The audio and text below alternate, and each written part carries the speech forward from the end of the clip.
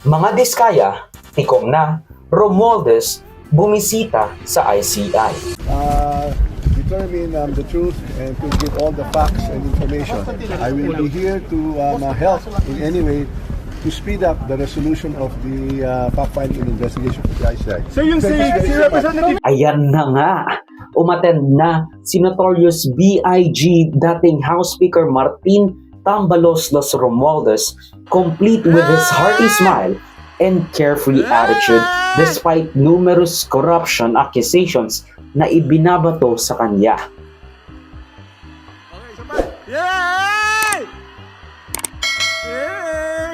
Matatanda ang bukang bibig na ang pangalan ni dating House Speaker Martin Romualdez sa lahat ng paratang ni VP Sara Duterte, alleging him and Zaldico siphoning off of the DepEd budget.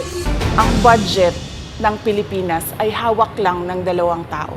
Hawak lang siya ni Congressman Zaldico at ni Congressman Martin Romualdez. Yan ang katotohanan.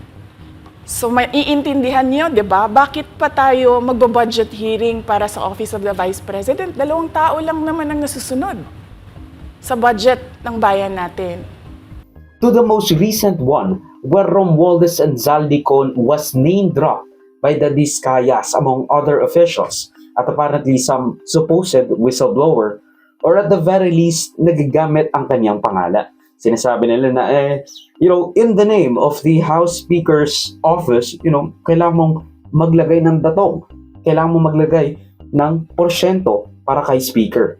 Karamihan sa mga kawani ng DPWH na nabanggit sa itaas ay paulit-ulit na binabanggit ang delivery ng pera ay para sa kay Zaldico na dapat at least 25%. Si Kong Marvin Rillo naman ay ilang beses na binabanggit ang pangalan ni Speaker Martin Romualdez bilang kanyang malapit na kaibigan. Now this is after almost however many weeks have passed since the last Blue Ribbon Committee, where SP Pro Tempore Lacson invited Romualdez through the House and as his own kasi nga napatalsik na siya sa House of Representatives.